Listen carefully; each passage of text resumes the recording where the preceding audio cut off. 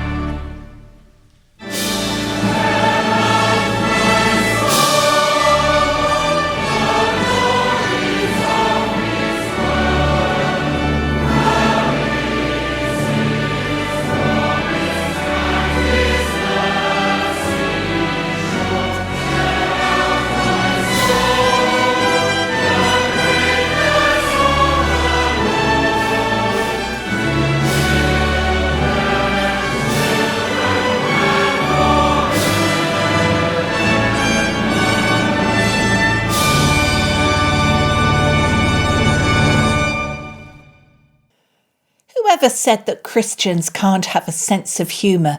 Well, certainly not Adrian Plass, who has raised many a smile in anyone who's ever read any of his books, most notably, of course, The Sacred Diary of Adrian Plass, which has sold over 1 million copies worldwide.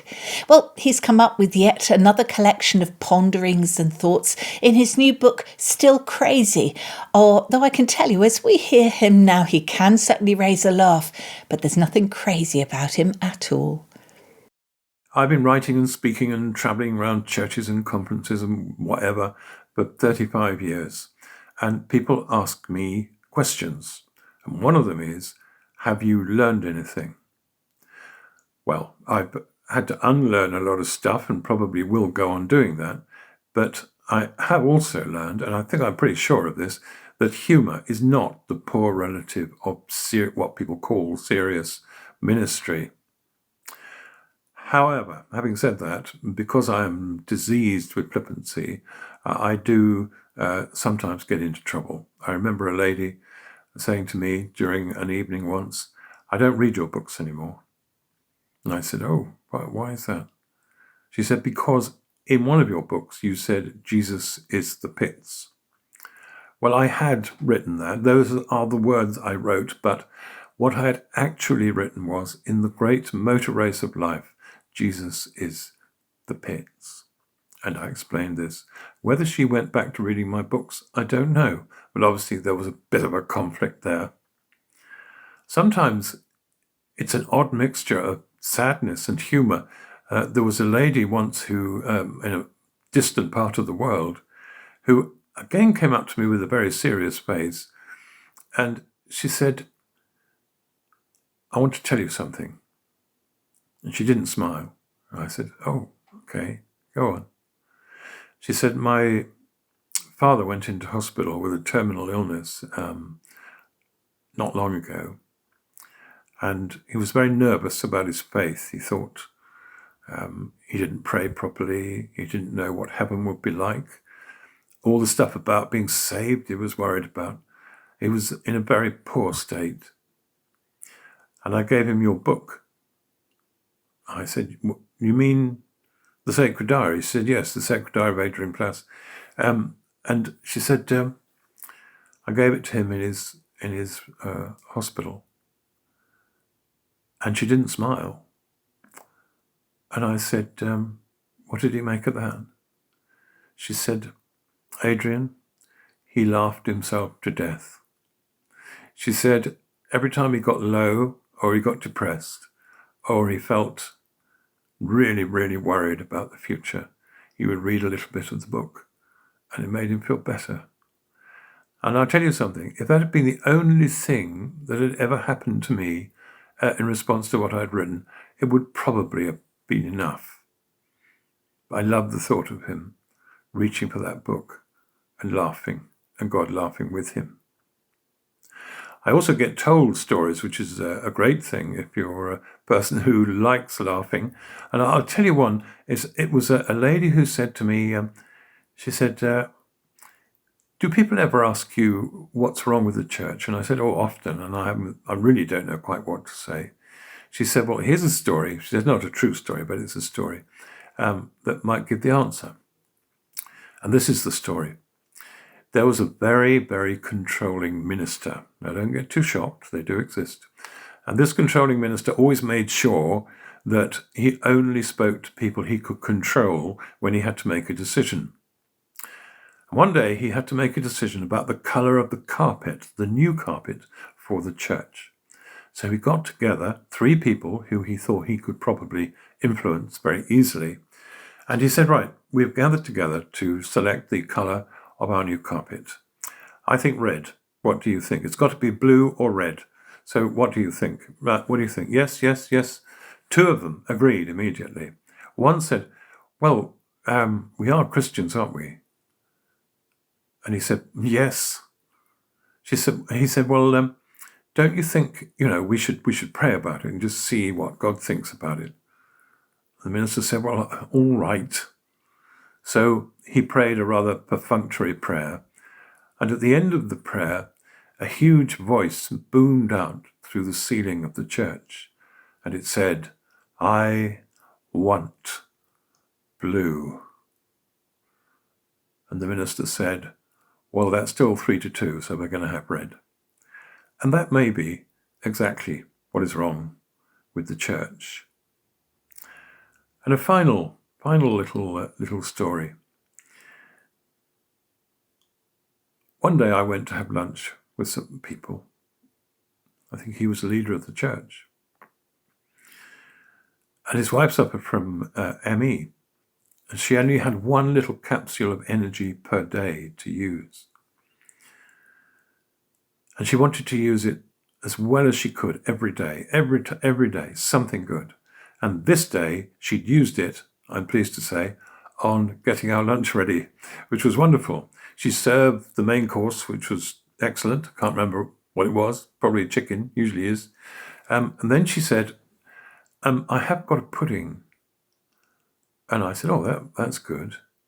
But there was a strange look in her eye. I said, what is it? She said, well, I'll bring it in. So she went into the kitchen and she came back and she said, this is an upside down cake, she said. I said, oh, well, that's fine. That's fine. She said, actually, I've got another pudding. She went out to the kitchen and she came back and she said, this is another upside down cake, but this one is made with pears. And I said, oh, that's wonderful. And my wife looked worried because she knows I'm a pear fanatic. And I said, oh, I love pears. Thank you. Oh, that's wonderful. That's great. She said, do you really, really like pears? I said, yes, I do. I love pears. Yeah. She said, that's odd. She said, I was in Tesco's yesterday morning buying the stuff for the pineapple upside down cake and the rest of the lunch. And this voice started in my mind, and the voice said, get pears. Get pears. And I thought, no, I don't want to get pears. They go mushy and it doesn't really work, so I'm not getting pears. But the voice persisted. So in the end, she bought the pears and she made the two upside down cakes, the pineapple upside down cake and the pear upside down cake. And hearing, of course, that I love pears, she was very pleased. But here's the question we asked ourselves. Was the God of Isaiah and all the other prophets, was he in Tesco's on Saturday morning persuading my hostess that she should make an upside down pear cake so that I would be particularly pleased? I know that will sound to some people a little bit silly, but we laughed and laughed and laughed. And I think God laughed as well. One thing I learned years ago, and it's the only other thing I'll mention, is that God is nice and he likes me. He's nice and he likes me. And now, after 35 years, I can say that truthfully, and that I know that to be true, and I believe it. And it's such a relief, such a relief.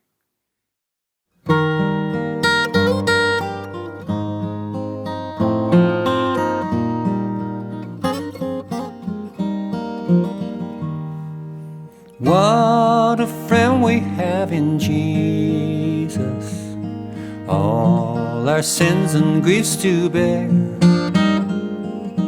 What a privilege to carry everything to God in prayer.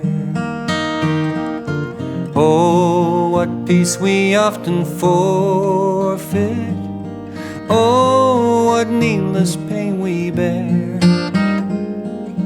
All because we do not carry everything to God in prayer.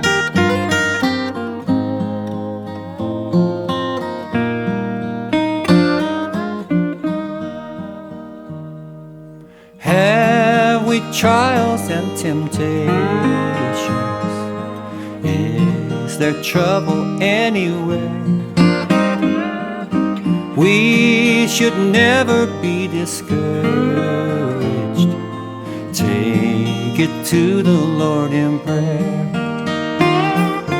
Can we find a friend so faithful, who will all our sorrow share? Jesus knows our every weakness. Take it to the Lord in prayer.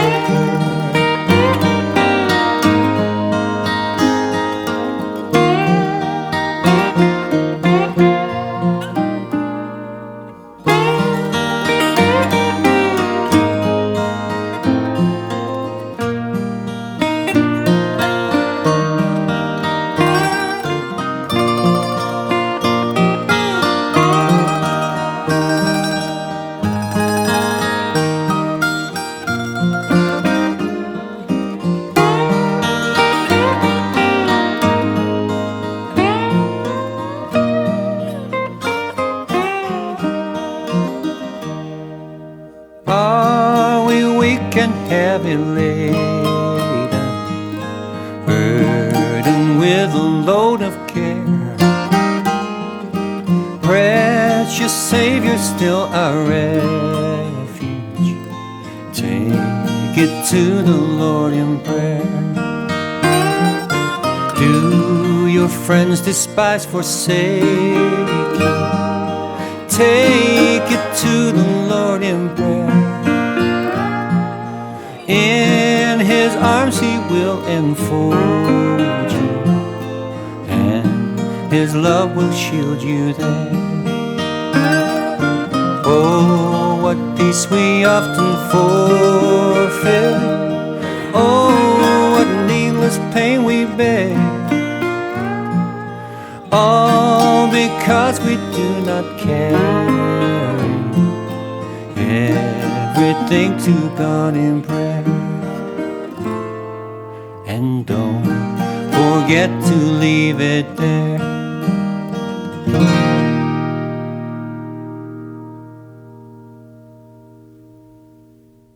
We're always pleased to keep you up to date with the latest news about the Eternal Wall, that huge national monument that's being planned, made from 1 million bricks, each one representing a prayer that has been answered. Well, it's taken many years to get to this point, but this time the man who has had the vision for this wall from the very start, that CEO Richard Gamble, is able to reveal an exciting development. The other day I was driving on the motorway and just sort of had a sneaky look over, and there were builders on the land, you know, and I was like, oh, there's a digger digging. This is it, this is the road, this will be Bethany Hamilton Way, and this is the beginning of the access road. Look at that. One thing we all know for sure is that good things come to those who wait. And we've been waiting patiently 18 years for God to bring us to this moment. The way I sort of describe it is it's sort of like we've been effectively sitting in a train station, trying to get everything ready to start. And now the train's left the station, we know what the destination is, and we know we're going to get there. There's no way that we would be able to start this without being able to finish. We're building the access road. The road that will lead to the monumental piece of public art that will help shape the faith of this nation for generations to come. It is actually happening now. It has actually started. We have loads of challenges ahead, but this is going to be finished. And there will be an eternal wall, and there will be the opportunity for millions of people to hear about the mighty acts that God has done. And what's really happening here is we are seeing what has been unseen for many, many years. We are seeing diggers digging, you know, a road being built that is going to take people on their journey to see eternal wall.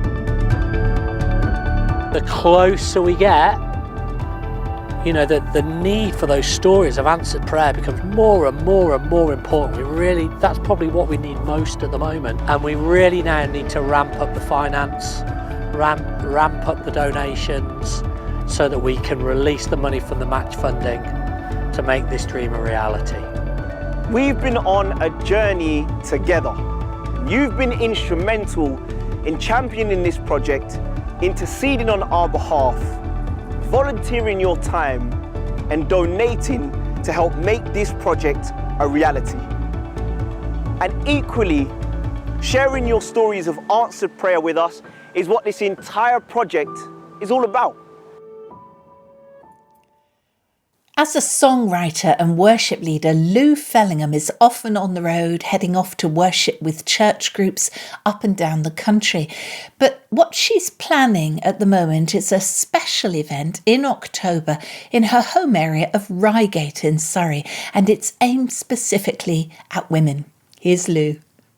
Hi friends, I just wanted to let you know about an exciting Women's Day event that is happening on October the 15th. I'm going to be hosting it at Reigate Baptist Church in Surrey, and I would love it, if you're a lady, if you would join me. I've got the wonderful Kathy Madavan speaking, Sarah Tabo is leading worship, I'm going to be speaking and leading worship, and I've also got a few treats in store. It's going to be a day that is full of fun and laughter. We're going to enjoy God together through word, through worship, through refreshments, and I'm really believing that God is going to speak to us. So why not grab your friends and grab some tickets from loufellingham.com, and I hope to see you there. We always look forward to hearing from Krish Kandaya when he brings us one of his reports about recently released feature films that he thinks might appeal to a Christian audience. And this time he's also included an interview with the best-selling American author Francine Rivers, because one of her most popular books, Redeeming Love, has finally made it to the silver screen. Show me a ticket! One more charmed man! Who is she? That's Angel. Finest girl west of the Rockies. I have to meet her. You are not hopeless. What's your pleasure, mister? The truth is, I didn't come here for that. You have been broken, your innocence stolen. Then you're gonna marry me. Take me away from here, give me the life I deserve. It's lovely to meet you. My wife particularly is very excited that I'm speaking to you. She's a huge fan of Redeeming Love, the book. How are you feeling with this new movie about to hit the screens? Yeah, I'm really pleased with the movie. It took 30 years in the making, to find the right group to do it. And I was able to write the screenplay and then work with DJ Caruso. So it's really the movie I hoped it would be. You don't need to know it, but it's the story of Hosea. It deals with some really heavy issues. Well, I think that people don't realize that the Bible is R-rated. God doesn't avoid any heavy subjects. We're seeing it in the news. So we need to understand and come alongside the people that have been through that kind of trauma and show that they can be redeemed in their lives. We want it to reach the unsaved audience, people that don't know anything about Jesus or the Bible. I'm hoping they'll walk out of the movie and they'll hunger and thirst for that kind of love. And that kind of love only comes from God. Can't find it anywhere else. You have to stop thinking that I'm gonna be something that I'm not. That way is home. Your choice. I will rescue you.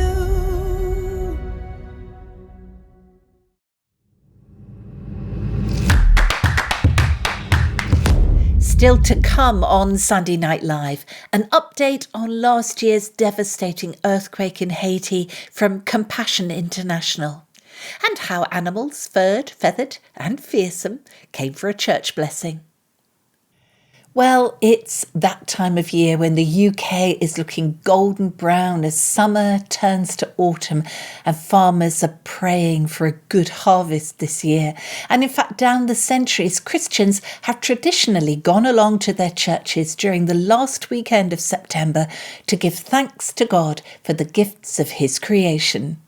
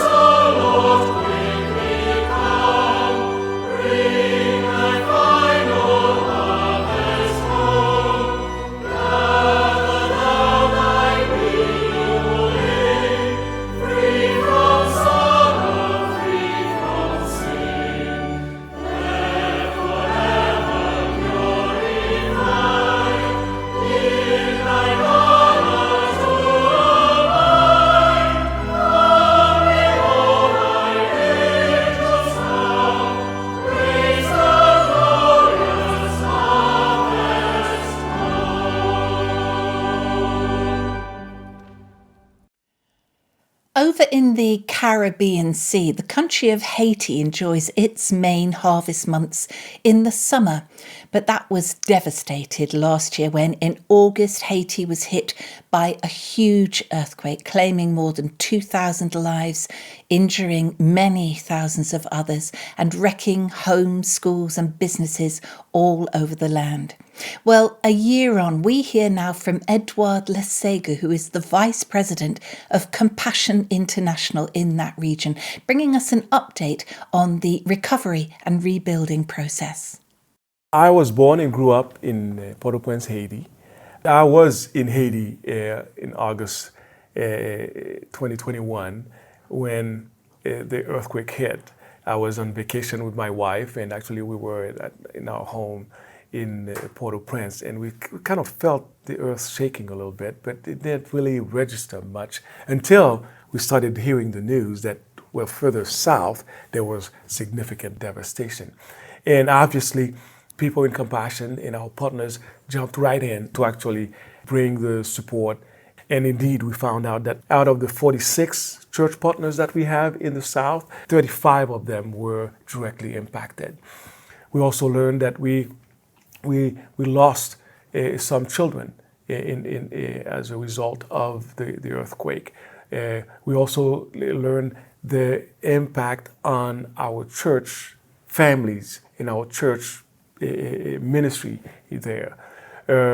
So as soon as we heard this, we started an inventory of what happened. 35 of those churches were impacted. We have about 12,000 children in those groups of 35 churches that were directly impacted, or their families were impacted. So we had to put in place a plan to respond. We devised a plan with short-term interventions as well as long-term interventions. On the short term, there were 4 or 5 that we felt that needed to be done. One was immediate relief in terms of food and water and things of that nature. And when it was all done, we were able to bring food and food kits and water to over 17,000 people, because it's the children and their families. That's amazing. And then, the second part of it had to do with the fact that school was about to start. August, it happened, the earthquake happened, and schools were destroyed. We had about 35 school buildings that were either directly impacted and destroyed or could not be used. So we immediately went into how do we help the churches build some temporary classrooms. Yes. Okay, so with wood and plywood, so we put them up so that the children would not lose yet one more year of school. In fact, in one of the church partners, where after 2010, we built the Child Development Center. Yeah. That was the one that was destroyed at the time. We rebuilt it. But right next to it, there was the church. But we did not touch it because the church was not severely damaged. But in 2021, when the earthquake came and the epicenter was close to this particular church, the church was destroyed, but the building that we built after 2010 still stands today. What we learned in 2010 or after 2010, we were able to apply for the 2021 response. For instance, these are some of the lessons we learned. One, you want to build better and stronger. Yeah. Okay, so we follow code and we build stronger.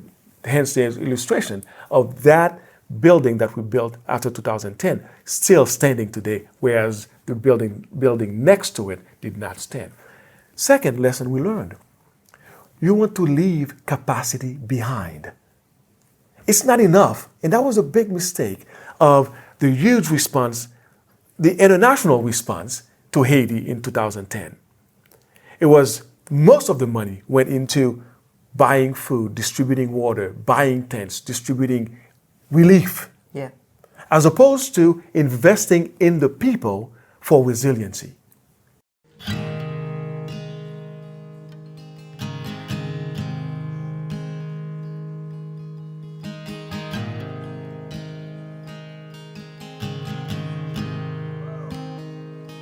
I love you, Lord.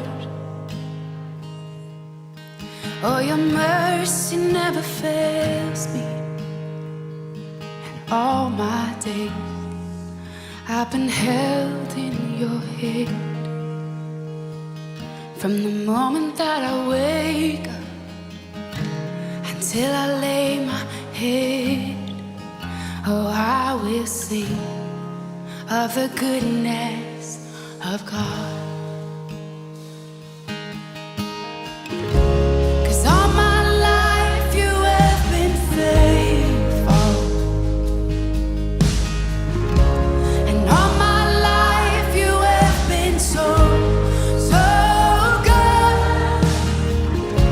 With every breath that I am able, oh, I will sing of the goodness of God. I love your voice. You will lead me through the fire, and in darkest night you were close like no other. I've known you as a father, I've known you as a friend, and I have lived in the goodness of God, yeah. And all my life you have been faithful. Oh, and all my life you have been so, so good. With every breath that I am able, oh, I will sing of the goodness of God, yeah. 'Cause your goodness is running after, it's running after me. Your goodness is running after, it's running after me. With my life laid down, I'm surrendered now. I give you everything. 'Cause your goodness is running after, it's running after me. Oh, 'cause your goodness is running after, it's running after me. Your goodness is running after, it's running after me. With my life laid down, I'm surrendered now. I give you everything. 'Cause your goodness is running, it keeps running after me.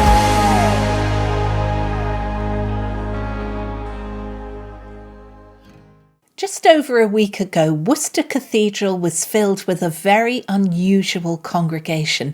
Lots of people, of course, but they brought along their pets for a service of blessing.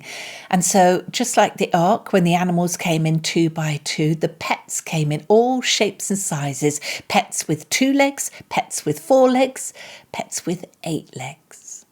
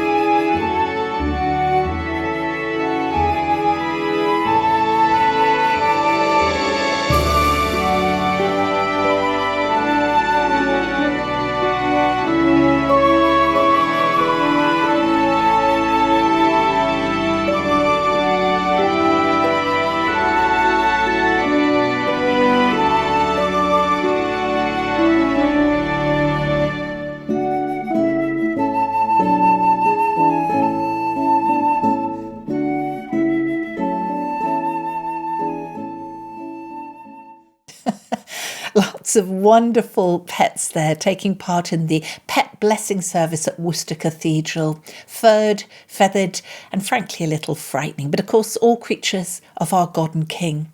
But what a lovely time to hold a service like that when our farmers are hard at work in the fields bringing in the harvest.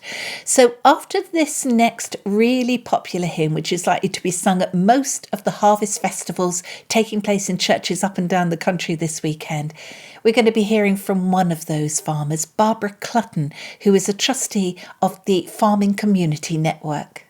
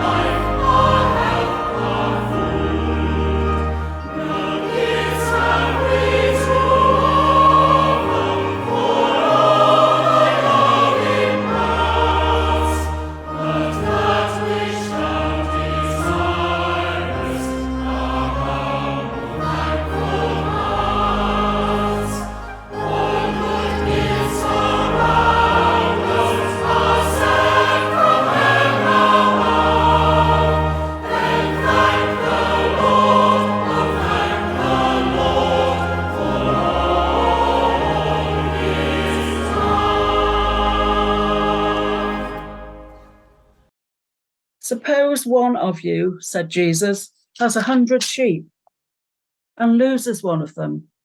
Would you leave the 99 in the open country? Won't you go and look for the lost sheep until he finds it? When he finds it, he will joyfully put it on his shoulders and go home. Then he will call all of his friends and neighbours together. He will say, "Be joyful with me. I have found my lost sheep." I think this is quite a good reading for farmers. Farmers can at times feel quite lost and quite vulnerable, and sometimes they just need somebody to seek them out and to help them feel joyful and to feel better amongst themselves. Farmers love creation. They work with it day by day. They see the joy of God's creation as they plant seed in the ground, and one day that field is brown, and within a couple of days, if the weather's right, it turns to green. That is creation. And also those of us who, like me, have worked with livestock, lambing sheep and calving cows, there's nothing better than seeing an animal take its first breath. It's the most wonderful thing in the world. And farmers can't always articulate their love of creation, but it is there. And as an agricultural chaplain, I have walked the walk with many farmers during times of stress and anxiety. Some of the obvious examples over the years would be the foot and mouth disease, the effects of weather, of drought, floods, all of which are outside the farmer's control. And very often, government legislation can also cause high stress levels. And I'm sure, as you're aware, the majority of farmers work day by day, all the time on their own. And that's can be quite a difficult time. Farmers don't always have somebody to talk to or feel that they can't. And as FCN, we are a Christian charity, but we don't evangelize. But we are, as volunteers and chaplains, we call it loitering with intent around livestock markets and just listening to farmers. We are a bridge between them and God, between them and their problems, where we can often bring a good outcome for them. We are here to help them be carried home on God's shoulders. We can help them find release for their stress and anxiety. And we've all lost something. It might not be anything very important. It might just be a favourite pen. But it could be something much more important in our lives. And the joy of finding that thing that we've lost, or a child that's come back home, that is one of the greatest gifts God can give us. And as Christians, we are here to pray for those who are lost in body, mind, or spirit. And that's what farmers are here for. We're here to support our farmers who bring us our food, who bring our harvest home. And I want to finish with a quote. You need a solicitor maybe once a year, a doctor 2 or 3 times a year, an estate agent 3 or 4 times a lifetime. But if you're lucky to eat 3 meals a day, you need a farmer 1,050 times a year. So please do support our farmers, pray for them, be with them in their times of trouble, listen to them. Farmers are doing an incredibly good job, and support charities like the Farming Community Network. We are here to walk the walk with our farmers, to help them during times of stress and trouble. And just to finish with a short prayer. Lord of all creation, each day is a gift from you. Give us eyes to see the beauty of your world, ears to hear the sounds of your creation, and grace to use your gifts wisely and for all. Amen. And in a world where so many are struggling to find enough food to feed themselves and their families, we join in that prayer that whatever gifts we have from God, we share them with all. And I'm sure that will be echoed in the prayer that draws our programme to a close this evening. I do hope you've enjoyed Sunday Night Live, and if so, tell your friends about it because we'd like their company too. So from me, Pam Rhodes, until the next time, take care of yourselves and your pets too, however many legs they've got. Bye. Holy God, you hold the whole world in your loving arms. Thank you for all of your creation, for its beauty, complexity and fragility. And forgive us when we have squandered and abused it. Be with all in need today, especially those who go hungry and those who are homeless. I make this prayer in your Son's name. Amen.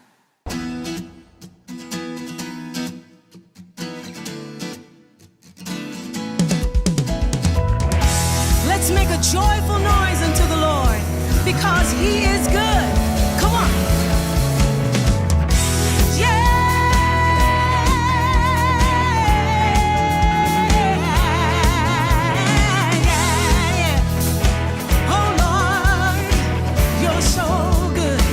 Sing together, say, Lord, you are good and your mercy endures forever. Hey, oh. Lord, you are